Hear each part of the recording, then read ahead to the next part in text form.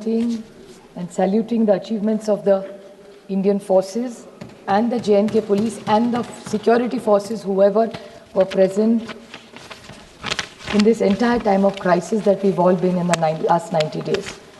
I would like to first, before I speak about Rajouri, Poonch, Pahalgam attacks, I would like to add Rajouri and Poonch because they have also had huge setbacks during this last few days. But I think Tejasvi Surya is not here, unfortunately. I can't see him in the house. But I would like to tell him and put it on record because I have this document which I can table. He said in his opening speech that Jawaharlal Nehru ji, Pandit ji, the first Prime Minister of India, never encouraged the defense forces. And we've never done anything. This is the first time India has done extraordinarily well in armed forces. He has not only insulted thousands and lakhs of Indian force and armies and their families who have stood so that you and I can be safe. I object to the statement that he has made.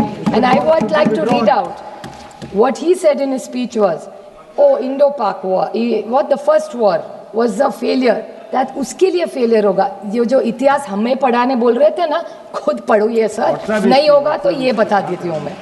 Indo-Pak war, the first time we won. Operation Polo 1948, Hyderabad into Indian Union, September 1948, is a success of the Indian Army.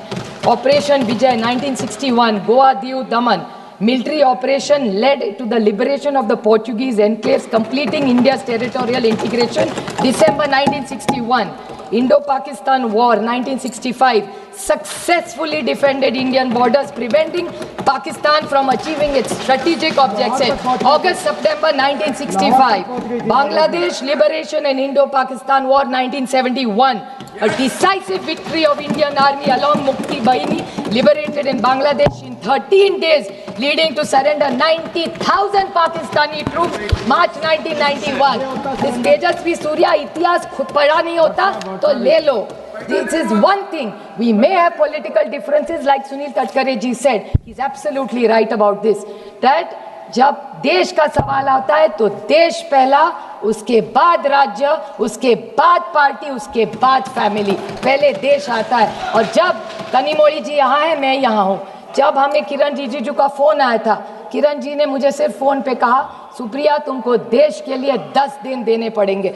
देश के लिए मैं क्या कर सकती हूँ? देश के लिए 10 दिन क्या बोल रहे हो किरण जी आप? ये माननीय प्रधानमंत्री जी का बड़ापन था कि हम सारे ऑपोजिशंस को उन्होंने लीड करने के जो विश्वास दिखाया है, यही एक सशक्त लोकतंत्र है.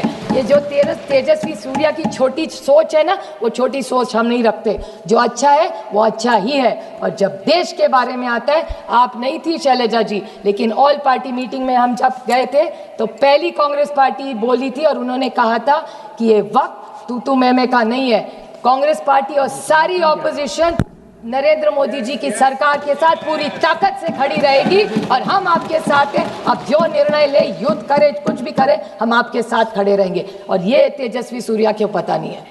आज जितने भी कांग्रेस के अपने साथियों से भाषण हमने सुने, बहुत अजीब लग रहा था मुझे, क्योंकि कांग्रेस पार्टी का नेता चेंज होते हैं पर कांग्रेस पार्टी का नीति वही है.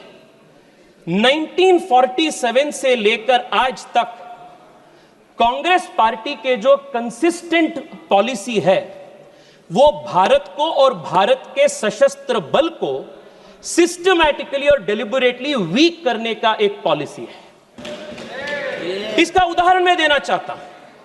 Eight the very beginning of our independence, at the dawn of this nation as an independent country, Pandit Nehru ji की एक स्टेटेड पॉलिसी थी कि भारत को आर्मी का जरूरत ही नहीं है.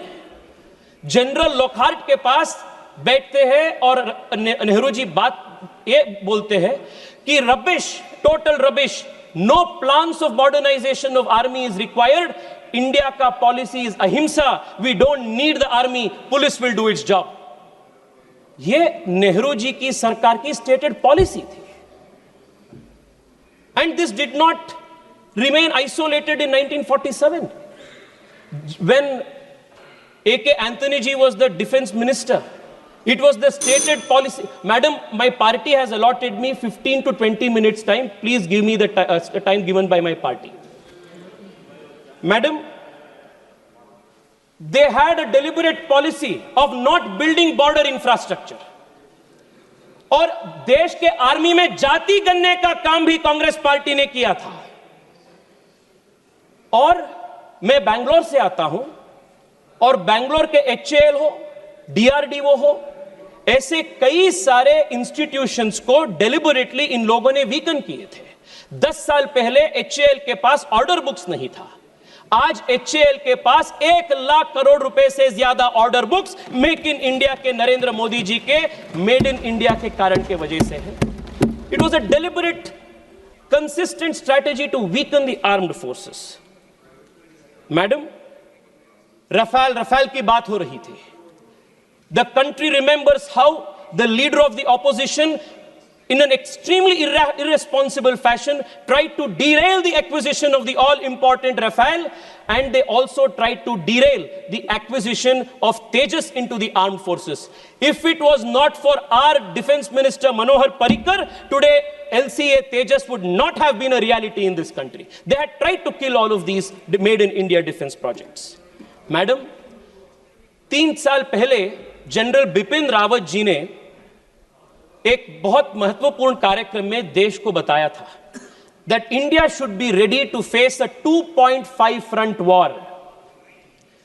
मैं आज इस देश को इस महत्वपूर्ण सदन से बताना चाहता हूं कि दिस 0.5 फ्रंट जो है वो कांग्रेस पार्टी और इसके इकोसिस्टम है, जो भारत के अंदर से भारत को खोखला करने के लिए काम कर रहे हैं। और मैं बहुत जिम्मेदारी के साथ यह बात कह रहा हूं मैडम, और मैं तथ्य के साथ इसको प्रूव करूंगा।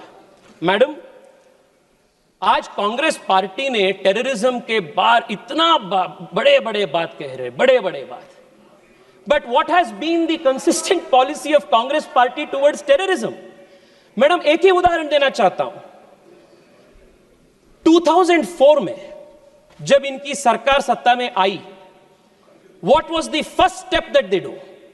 It was to repeal the POTA Act. 2001 parliament attack के बाद भारतीय जनता पार्टी के नेतृत्व वाली एनडीए सरकार अटल बिहारी वाजपेयी के नेतृत्व में देश को सुदृढ़ बनाने के लिए, टेररिज्म को खत्म करने के लिए, for the first time in this country we introduce a legislative framework. Madam, आप भी कांग्रेस पार्टी से आते हैं। I want to remind you, madam,